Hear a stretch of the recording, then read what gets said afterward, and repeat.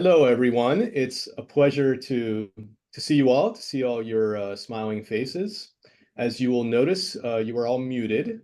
And if you have any questions as the talk goes on, please feel free to put your questions into the chat.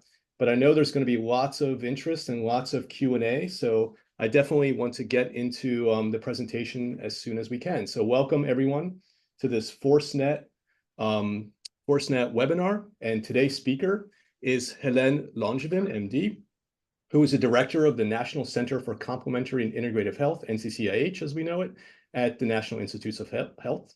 She received her medical degree from McGill University in Montreal and completed a postdoctoral fellowship in neurochemistry at the MRC Neurochemical Pharmacology Unit in Cambridge, England, as well as a residency in internal medicine and fellowship in endocrinology and metabolism at Johns Hopkins. She is the NCCIH director, and she oversees the U.S. federal government's lead agency for research on the fundamental science, usefulness, and safety of complementary integrative health approaches and their roles in improving health and healthcare. Prior to coming to NIH in 2018, she was the director of the Osher Center for Integrative Medicine right here in Boston, jointly based at Brigham and Women's Hospital and Harvard Medical School, and a professor in residence at HMS. From 2012 to 2018, she was also previously a professor of neurological sciences at the University of Vermont in Burlington, Vermont. So over her career, Dr. Langevin's research interests have centered around the role of connective tissue in chronic musculoskeletal pain and the mechanisms of acupuncture, manual, and movement-based therapy. And I personally have known Helene for more than 20 years, and I'm really honored to call her a research colleague, as her contributions have meant so much to the field of acupuncture research. So please join me in welcoming Helene Langevin. Helene, you have the floor. Well, thank you so much, Vitaly. It's a great pleasure to be here on this ForceNet network. We've been following the progress of this network now for several years now. And we're very, very excited as to how this is going. So it's a great pleasure for me to talk about acupuncture and the mechanical aspects of acupuncture. Can you see my screen, or am I not sharing it? We don't see it yet. No. Okay, I will share again. Share. Okay. Does this work now? Yes. Okay, cool. I'm particularly excited about this topic because I think that when we talk about mechanical forces in the body and the applying mechanical forces and studying how a force applied to the body may have cause response in the body, including in the tissues where the force is being applied, but also more distal effects, such as, for example, on the nervous system. Sometimes we don't think about acupuncture. We think more about manual therapies, right? About applying a force through the hands, or forces that may be applied, for example, as during a movement. But acupuncture also can deliver mechanical forces. And the work that I'm going to show you, let's see, is try to sort of, and so I have to say this trip took me down memory lane quite a bit, because a lot of this work that I'm going to talk about was work that was started when I was in my lab at the University of Vermont many, many years ago, over 20 years ago. But I would say even since then, there's been a lot of work on understanding the mechanisms of delivering an electrical stimulus to an acupuncture needle, for example, in the form of electroacupuncture. And even though there's been a fair amount of clinical trials of manual acupuncture, I think it's fair to say that we understand less about the mechanisms of acupuncture delivered manually as opposed to electrically. And there's a good reason for that, right? Because electrical acupuncture is more straightforward in a sense. We know that when you deliver electrical stimulation, whereas it's in a continuous way or in sort of pulsed way, as during electroacupuncture typically, you can stimulate sensory nerves. I mean, that's not a mystery. You know that there's either sensory nerves going through in a tissue, innervating the tissue around where the needle is inserted or within nerves that are passing by, especially deep sensory nerves, we know, can be stimulated directly by the electrical current delivered by the needle. So that's mechanistically, it's sort of easier to understand how that would happen. With manual acupuncture, there's more going on. It's more complicated. The needle is inserted, but it's also manipulated, the different ways of manipulating a needle. And it's not 100% clear as to what are the components of this needle manipulation that either directly stimulate sensory nerve activity or nerve or nerve fiber activity, or whether there's an additional effects that may happen at the same time, or that may influence this sensory nerve stimulation. So it's more complicated, basically. So I want to start by talking about the very first study that my research lab did back in 2001. So that's a long time ago. That was designed to essentially begin to quantify the types of forces that may occur during insertion and manipulation of an acupuncture needle. And this was pretty crude way of doing it, but that's essentially how we designed a robotic device. You can see how big it is. And we would apply this. There's an acupuncture needle inside the device. The needle was inserted and then underwent a certain number of manipulations. In this case, we started with rotation. Eventually, later on, we did some axial needling, but this particular instrument, the more rotation was applied either bidirectionally, as you see here. I don't know, can you see my pointer? I don't know if you can see my pointer, but or unidirectionally, where the needle is turning all in one direction or going back and forth. And then you would see your pointer, by the way, Helene. You can? Okay, good. Yeah. The force was measured both during insertion, you can see here at the beginning, and during retraction of the needle at the end. And that's what we call the pull-out force.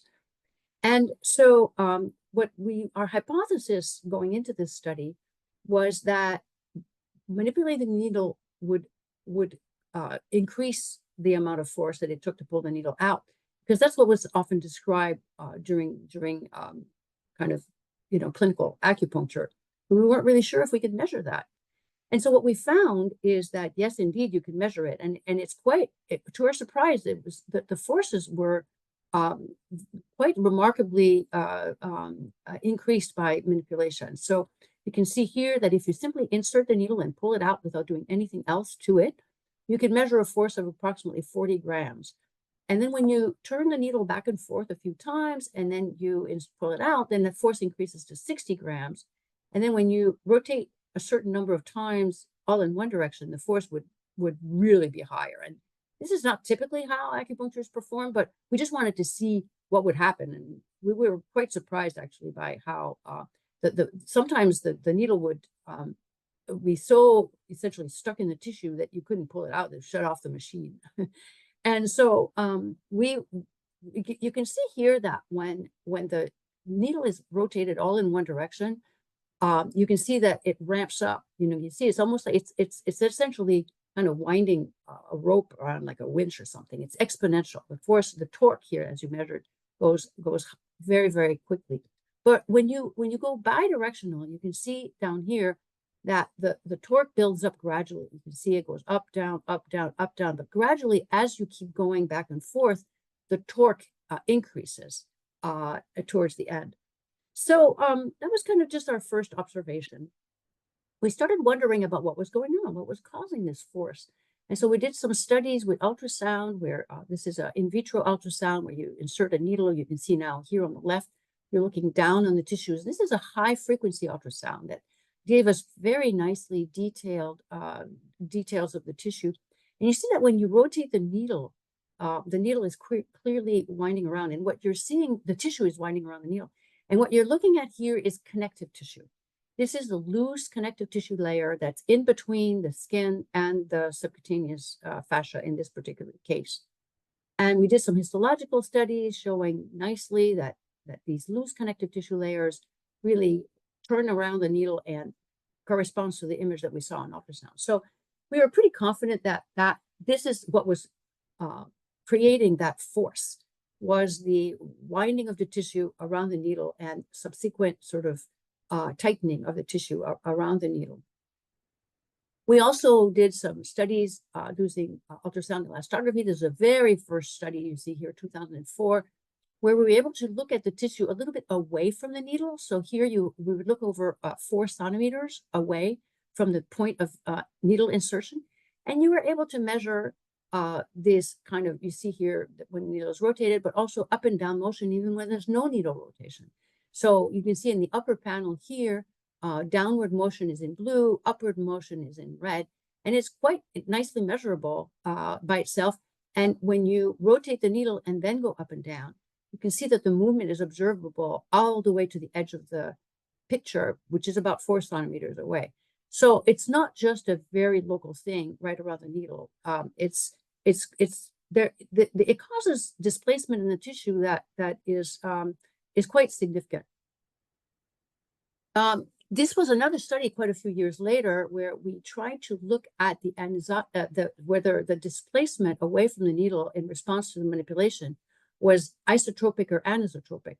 And what we found is it was anisotropic in the sense that it was preferentially in the longitudinal direction along the planes, the way the connective tissue planes are organized in the body, or usually most of them are longitudinal.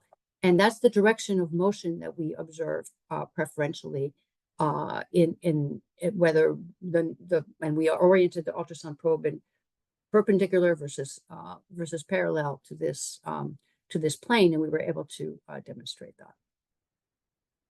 So here are, for the purpose of this particular talk, I wanted to focus on a couple of questions because that have to do with what have we learned since then about the relevance of these needle forces to both to acupuncture practice as well as to research on acupuncture. What is it telling us? So here are the questions that I sort of, for myself, it was kind of interesting, kind of going back through the literature and seeing what has been published since then because my lab have not done any more acupuncture research for quite a few years now. But other people have, and so this kind of theme has been taken up by other labs. What are the ranges of needle forces produced by acupuncture practice? What is the De Chi sensation? Does it have anything to do with the needle forces that are created in stresses and strains that are occurring in the tissue? What type of sensory fibers are activated during this needle manipulation? And is the mechanical interaction of the needle and the connective tissue, is it related to the analgesic effect of acupuncture? Is an important question, right? And I'm going to talk a little bit more about the effect that it may have on interstitial fluid flow and interstitium, because this is a topic that has become quite more active in research recently that a lot of people are starting to pay more attention to. Let's start with the range of needle forces during practice, because let's not forget, I mean, the experiments I showed you just now with these robotic devices, this is not acupuncture the way it's practiced, obviously, right? This is just an experiment that was done, to try to, see what can happen when an acupuncture needle is moved under very controlled conditions. But what happens when an acupuncturist is manipulating the needle? Can you measure the forces that are going on and the displacement? And so this was a collaboration with Robert Davis, who's an acupuncturist in Vermont, and also David Churchill and Julie Dunn, who was David Churchill was a biomedical engineer who devised our original needle robotic instrument, and then Julie was at the New England School of Acupuncture, and we were interested in constructing a device that could be connected to an acupuncture needle in such a way that an acupuncturist could manipulate the needle by holding onto this device and practice acupuncture more or less, normally. I mean, it was not obviously normal because the needle was connected to this device, but we wanted to see whether it would be possible to have an acupuncturist do an acupuncture needle manipulation in such a way that they would feel more or less comfortable doing it. And so it was quite a few years designing this device. You can see that there was a holder, and the person would have to hold the needle, and meanwhile, the needle had to be inserted through this little grommet here, where that would track the movement of the needle as it was going up and down, and also the torque of the needle was measured via this little very, very sensitive torque sensor. That turned out to be really tricky, because it turns out that the forces, especially the torques that are registered during acupuncture needle, are extremely small. You can see here on the bottom panel, you see the forces are measured in Newton meters, millinewtons, and the torque is in micro Newton meters. These are really, really small torques. And so technically it was very challenging to devise an instrument that could measure these torques in a reliable way. But that instrument actually worked really nicely. So you can see in red is the displacement. So this is in millimeters. So the needle is going up and down in red. And you can see here that in blue in the top is the rotational displacement. And you can see here that it's interesting that this is an acupuncturist just performing. We didn't give any specific instructions to this acupuncturist. Just performing a manipulation the way you would normally do it. And you can see that there's while the needle goes up, the rotation is kind of in phase, but in opposite periodicity to the displacement, such that it's almost like it's slightly almost like a corkscrew motion that the person is doing. And you can see that on the bottom panel, that the forces and the torques are also kind of a little bit sort of in phase with each other, but not quite. So that it was very interesting for us anyway, just to watch that and to see how it was possible to actually record what was going on. And what we sort of asked different acupuncturists at the New England School to practice, to demonstrate different types of techniques, as well as we had acupuncturists who had trained in different styles of acupuncture, Chinese style, Japanese style, etc. And then to demonstrate different types of techniques, such as, for example, tonification and sedation of needles. You can see that when you look at something like, for example, the displacement amplitude here in the A panel, you can see that the two styles of acupuncture are quite different. The style number one, which forget which style it was probably the Chinese style, and style number two was the Japanese style. You can see that the amplitudes that are used, displacement, are much larger, with one style. And this was across several acupuncturists of that style. But interestingly enough, the two techniques that were used did not the tonification versus sedation, which is what we asked them to do, did not differ in displacement. However, they differed in frequency. So you can see here that the technique number two had a higher frequency than technique number one. And then if you go look over on the right, the rotational amplitude also was different in the two styles, but not the rotational frequency.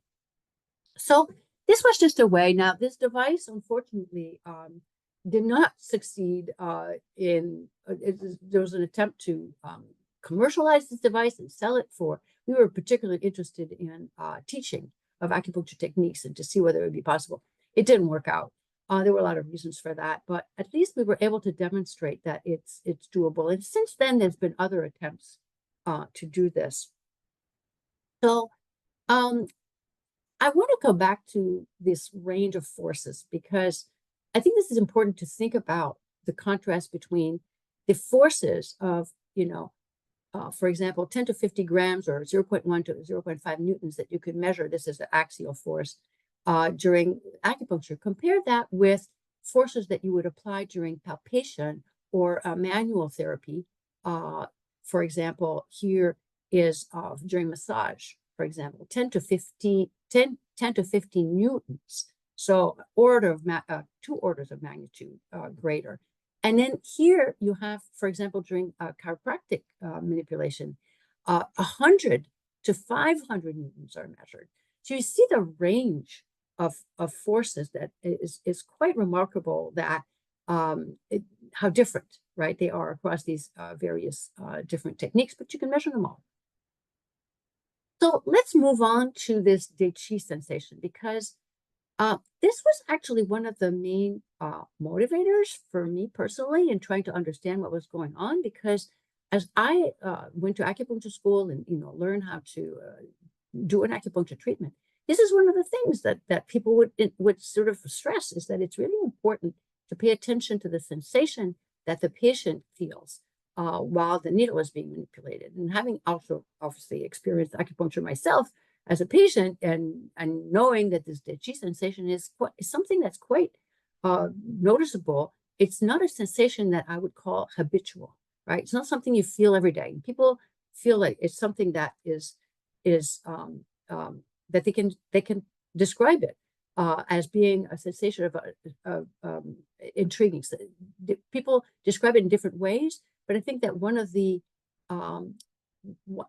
characteristic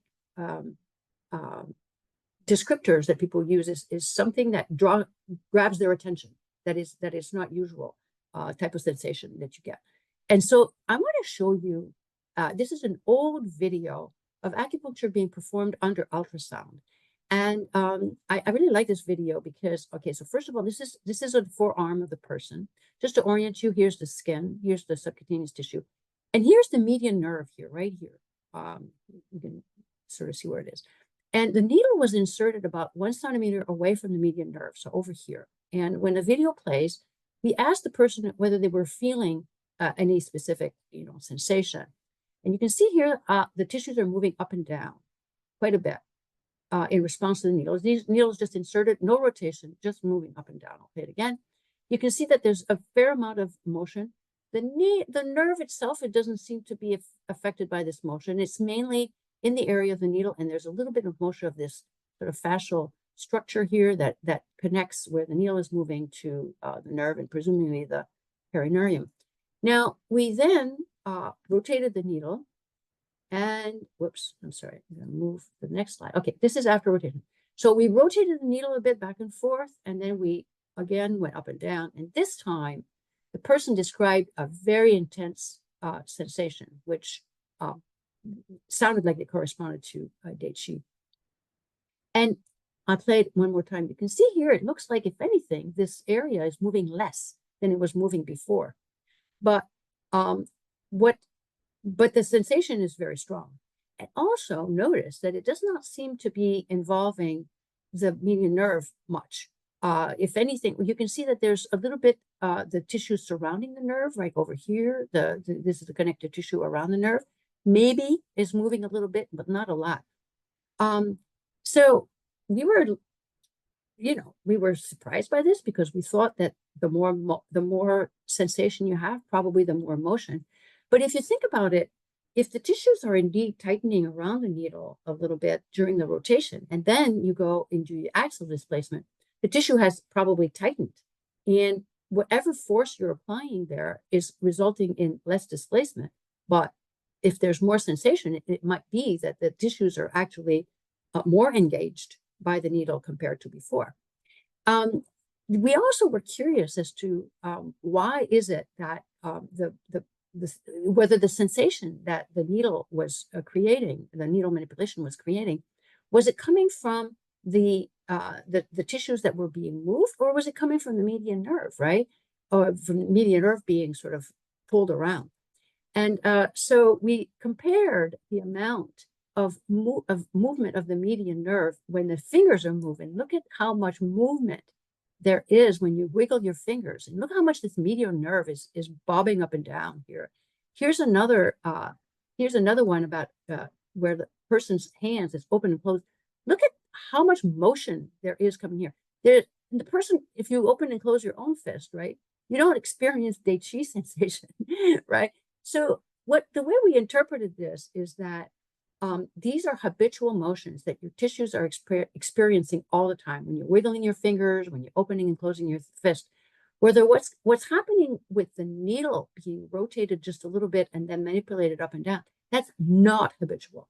This is not the direction in which your tissues are used to being pulled on, right?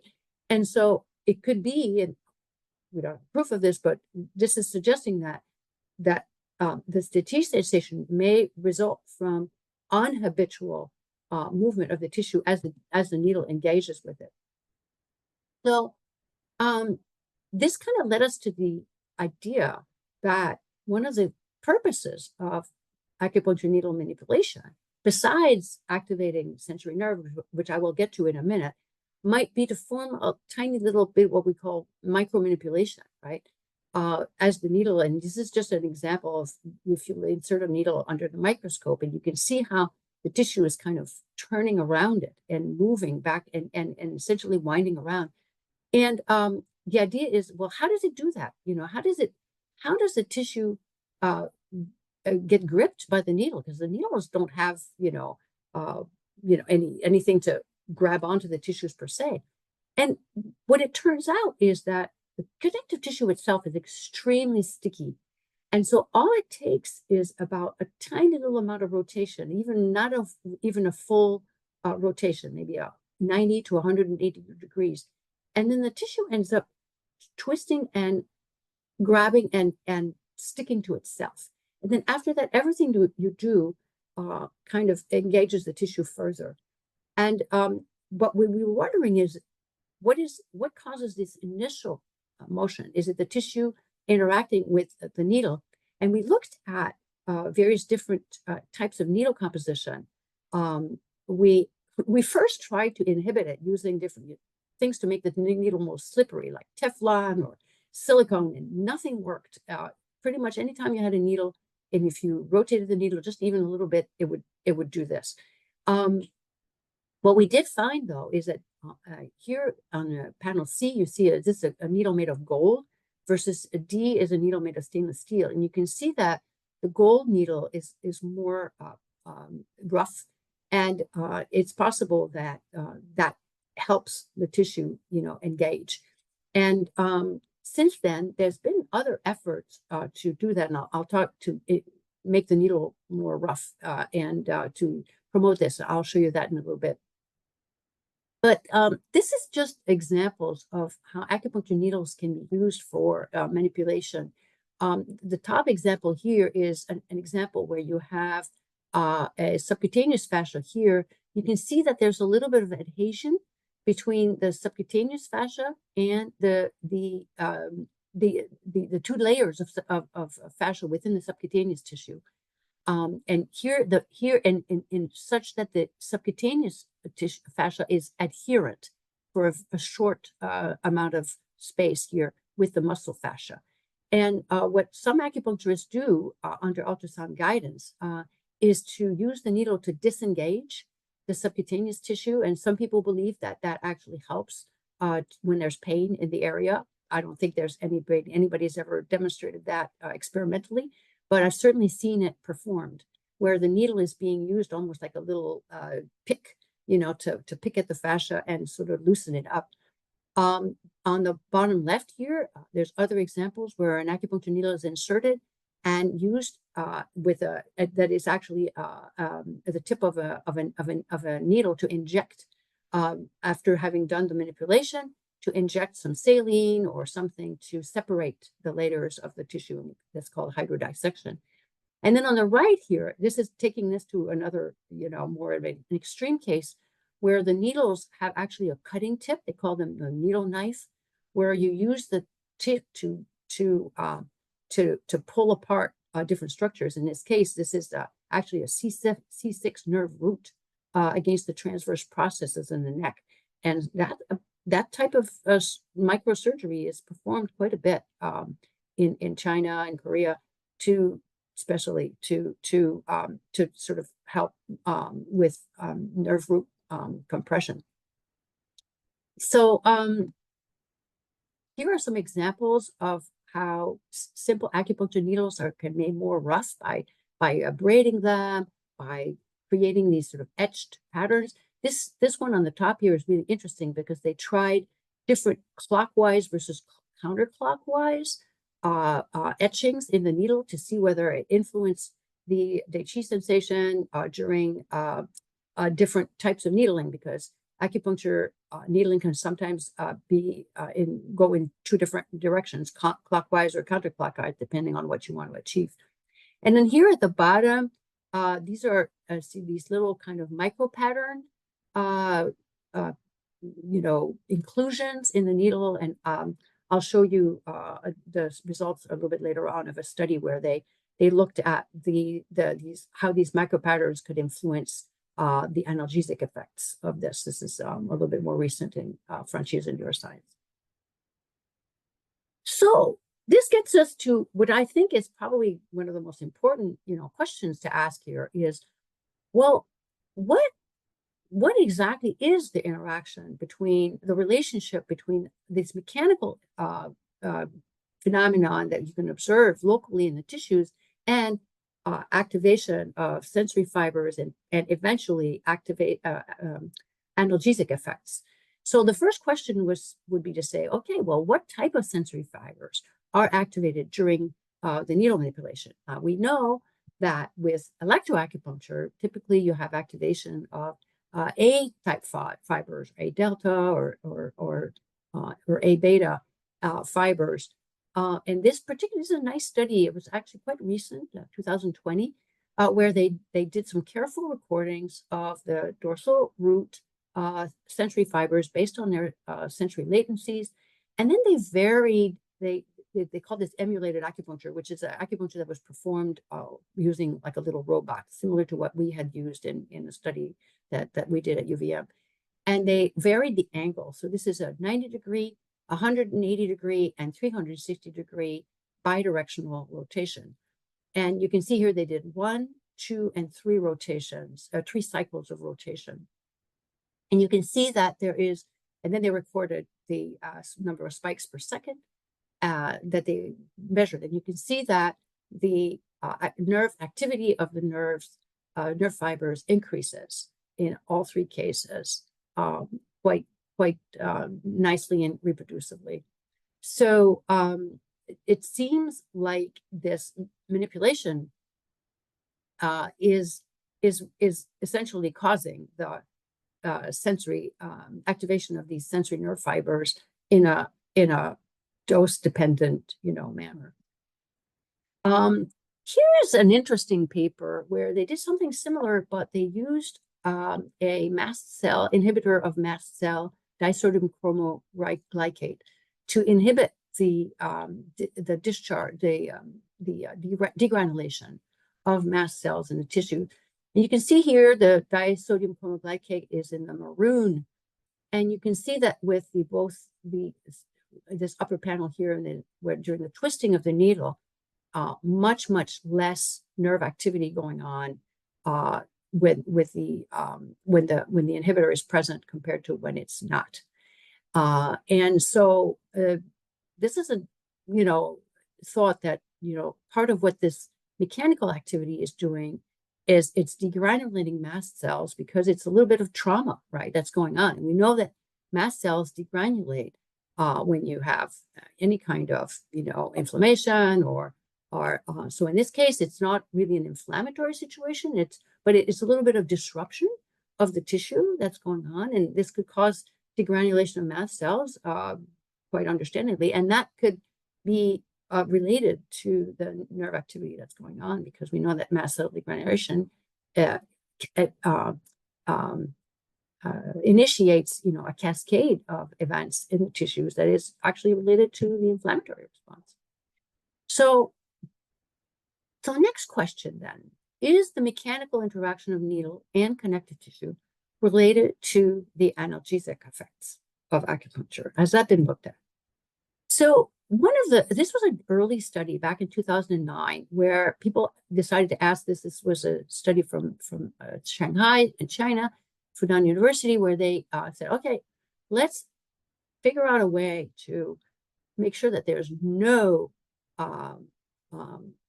collagen interaction with the needle by injecting collagenase, which would break down the acupuncture of the collagen network surrounding the needle. And the hypothesis was that when you inject that, then the needle should no longer engage with the collagen. And so this is what happened. This is during this, what they call lift and thrust, and this is during rotation at the bottom. And the dotted lines are without collagenase, and the solid lines are with collagenase. And you can see that there's a dramatic reduction in the amount of display of the force that is registered. They use a little bit of force sensor on the needle. You can see that when you disrupt the collagen network, the force is reduced quite a lot. And then same thing with the rotational force. So that seemed to kind of confirm our observation that I showed you before, that the winding of the collagen around the needle is responsible for the force that builds up. Then they looked at the amount of analgesia that was resulting for these manipulations in the presence of collagenase. So they looked at electroacupuncture, and they found that the collagenase did not make a difference there.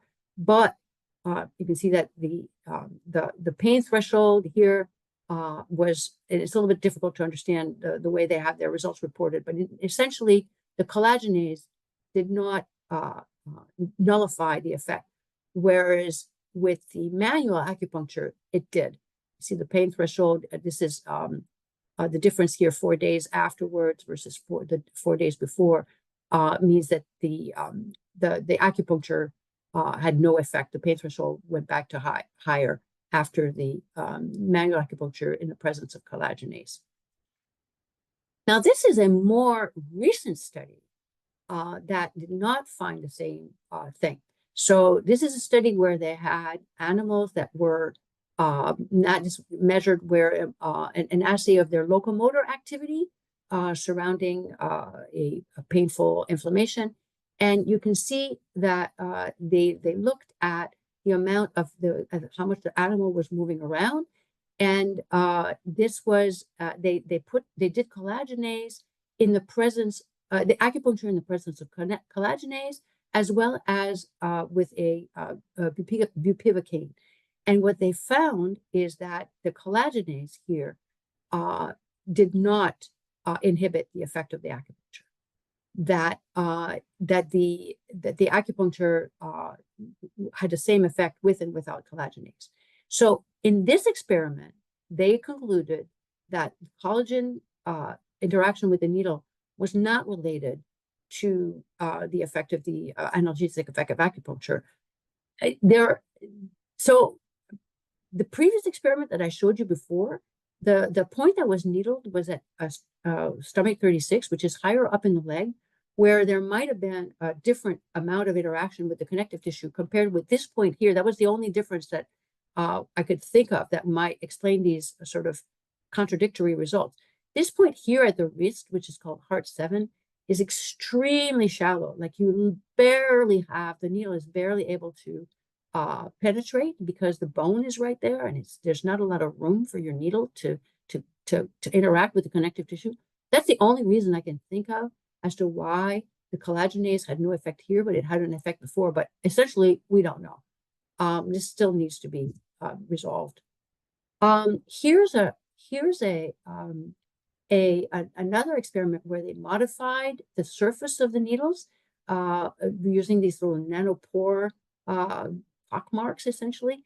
And what they found is when the needle became more rough, this is the blue tracing here, it potentiated the effect of the acupuncture on the analgesic effect.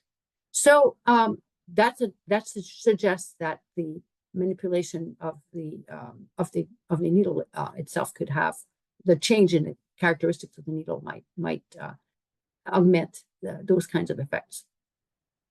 So there's a kind of what could be possibly the link, right, between the interaction of the needle with the connective tissue and some kind of analgesic effect. And this is where there's been a fair amount of work in the area of purinergic signaling, because we're still not really sure what is the mechanical, the transduction of the mechanical signal to the sensory nerve.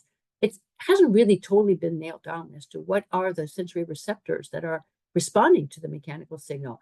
To my knowledge, I don't know of any study that has looked at more direct mechanosensory responses, such as, for example, piezo channels or something that would be more direct mechanosensors. But we do have purinergic receptors that on sensory nerves that can respond to ATP and or AMP or ADP or other types of purines. And one of the areas that, going back to the research in my lab now, going back to 2006, we had found that fibroblasts that are located in connective tissue have a remarkable response to acupuncture needling.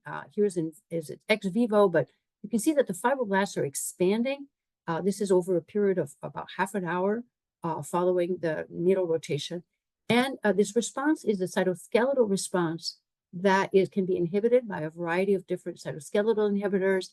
And what we found is that and right around the same time, there had been a study published by the group of Micah Nittergaard's group in Rochester, where they had found that the adenosine receptors, A1 receptors, seem to be involved in at least one model of manual acupuncture in animals. They had an adenosine A1 knockout animal that did not respond to acupuncture. And they did a study, Takahiro Takano did a study in humans where they looked at the release of adenosine and other AMP, ADP, etc., in humans. And this study was done in China, where they found that there was an increase. So, and then there was also some studies using caffeine, which you expect would antagonize an effect of acupuncture if it was mediated through adenosine receptors. And this is in mice where administering intravenously, intraperitoneally, sorry, caffeine really knocked the effect of acupuncture quite profoundly. And also when they gave it in the drinking water. However, there was some back and forth arguing about that this may not be relevant to what's going on in humans because of the dose of caffeine that was used in relationship to the weight of the animals. But in any case, the inhibition that was at least observed in these animal models suggested was supportive anyway, the purinergic nature of this. And here's a more recent study just this year on the effect of acupuncture in the presence of ATP.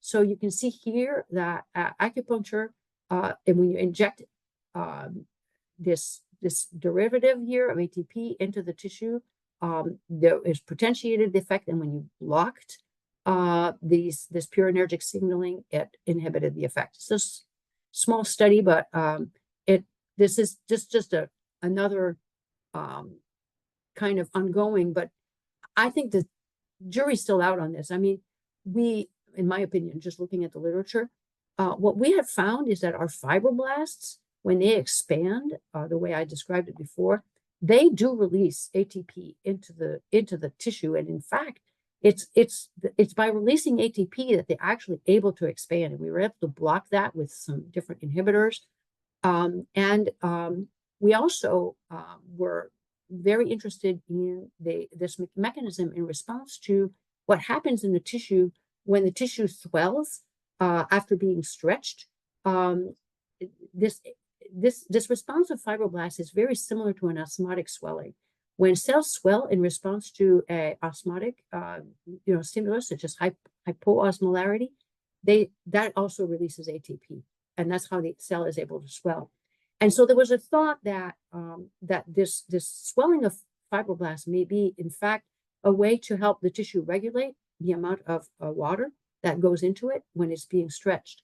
And this could be important because what we wonder now is that this interaction of the needle and the connective tissue may have something to do in addition. It may not simply be a stimulation of sensory nerves, may occur, yes, but also there may be other things going on. And this whole thing about interstitial fluid conversation started with a report some years ago, 2018, on this kind of on rediscovery, essentially, of interstitium because there was a way to now measure and image this interstitium in vivo using fluorescence microscopy or confocal microscopy.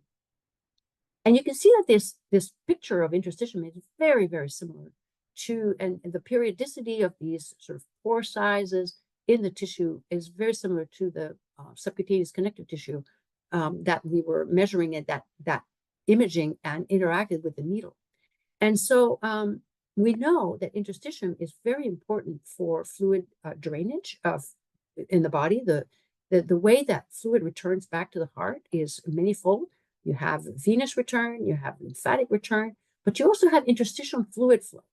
And what regulates this interstitial fluids flow is quite unknown, very little known.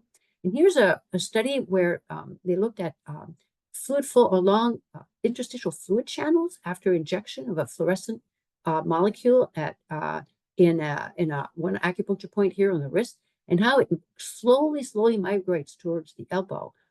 And in these channels in between muscles. And so what they hypothesized is that these areas where the fluid actually collects may be pockets of fluid where the interstitial fluid is allowed to accumulate, and that may have a propensity for becoming inflamed, which we know that acupuncture points sometimes can become tender, and that can be an indication for needling them, and that mechanically stimulating the tissue may help in engaging this fluid and drain it essentially when there's areas where there's not proper drainage.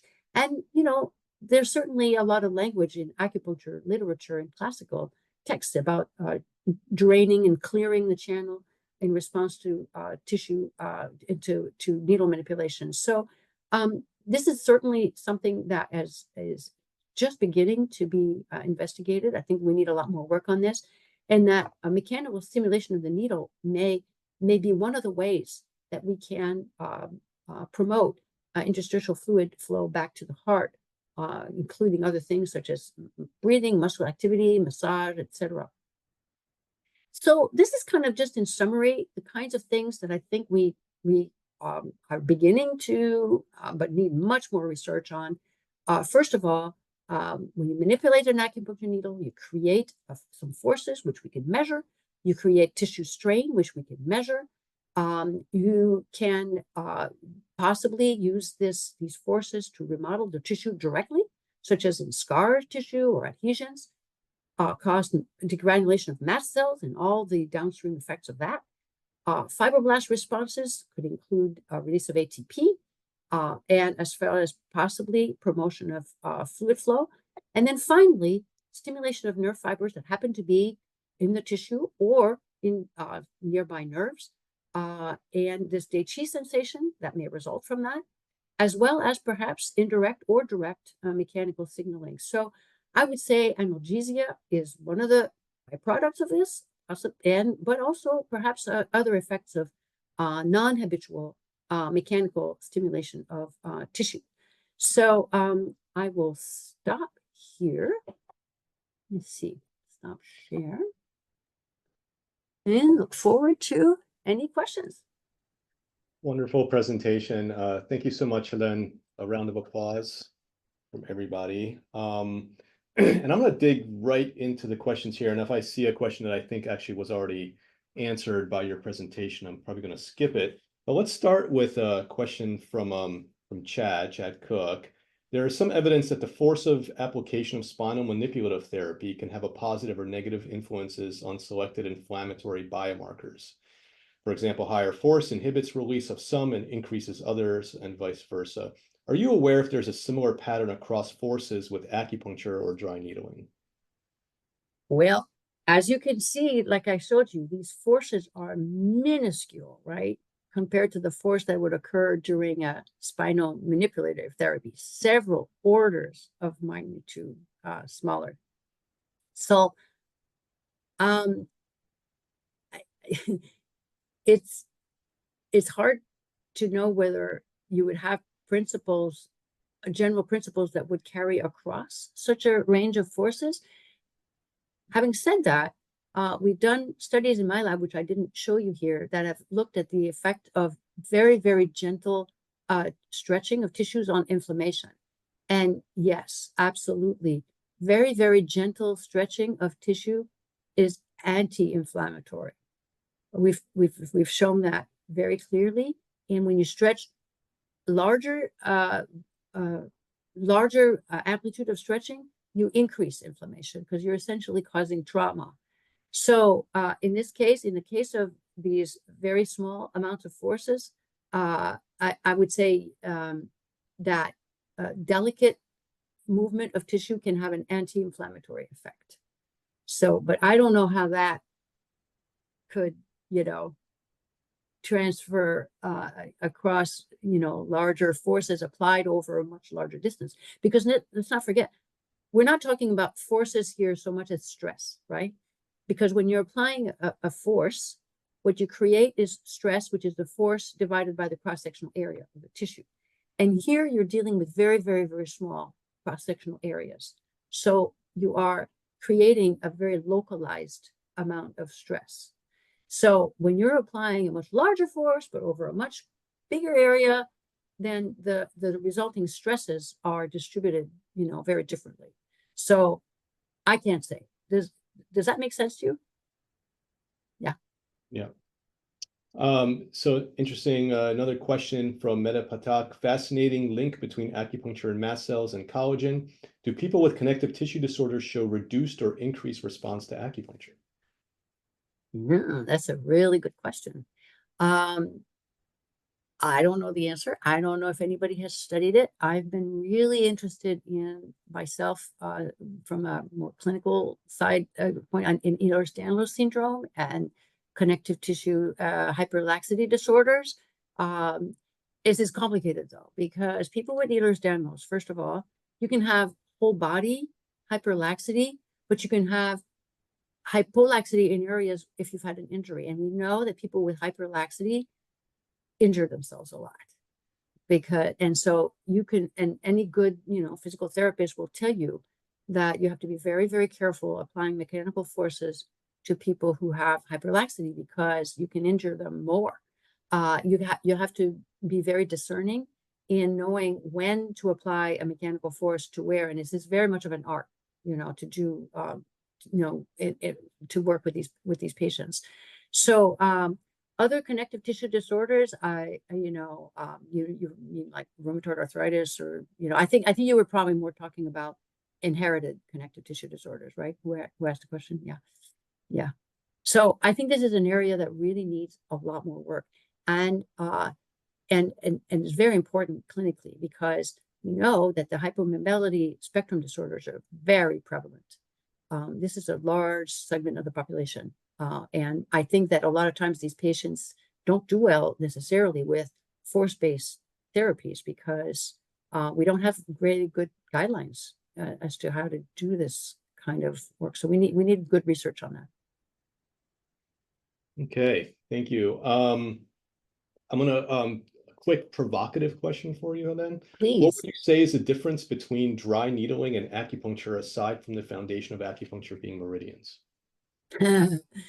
Well, dry needling is typically performed to interact with a myofascial trigger point, right? I mean, that's the whole theory behind dry needling, is that there are areas that are foci of hyperirritable locations, either within muscles or within the connect fascia or immediately over the muscle, and that by needling this spot, which is a tender point, you induce a twitch response, and then you clear, something happens, and the pain just is reduced. And this is the theory behind dry needling. It can be observed clinically. We don't have a lot of good data on this because we don't have really good ways to measure what happens. Hopefully this is going to change because we have recently funded quite a few projects that are going to develop quantitative ways to look at myofascial tissues and what happens during treatments such as dry needling. So I would say that there's a type of needling technique in conventional acupuncture is very much like dry needling. It's measuring what we call usher points, which is the tender points where you put the needle in. And so I would say there's not a lot of difference between needling of a usher point and needling of a dry needling of a trigger point. It's just a terminology difference, and also who does it, right? Because if it's a physical therapist that does this, they call it dry needling, and if it's a usher point needling, it could be an acupuncturist. So, but it's very much the same, I think. Yes. And let's see, one more question. What role does needle diameter play? And reasonable to think that large diameter needles would have greater soft tissue interaction upon twisting or other maneuvers. What do you think about that? I love this question. In fact, I should have mentioned it. It's the other way around. The smaller diameter the needle, the more interaction there is. Why? Because what happens is, and we've done this, we've tested, and it's very, very reproducible. When you insert a very small needle and you start and you observe under the microscope and you look at the connective tissue, it winds over the top of the needle and then it sticks to itself. But when the needle is too big, it can't do that. It goes up like this and then it falls back. It can't make it around. So the large diameter needles don't work, at least for this. Great. Helene, thank you so much for your enlightening presentation and Q&A. And it was a real pleasure to have you here. And before everybody leaves, I just wanted to very quickly, if you can humor me, I wanted to plug does everybody see this as a full slide? Oh, what is this?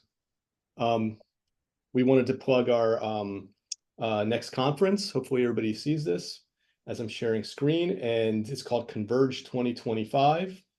It's going to be Saturday, February 22nd of next year. It is an online conference in conjunction between the 3 U24s funded by NCCIH in this field: ForceNet, Spinework, and Neurons Matter. And it's going to be a virtual conference with a platform called Verbella, and should be fun, should be interactive, and I hope to see you all there. So thank you very much. And yes, let us know what you like, what you didn't like about this platform, and look forward to seeing you at the next webinar. Thank you. Take care.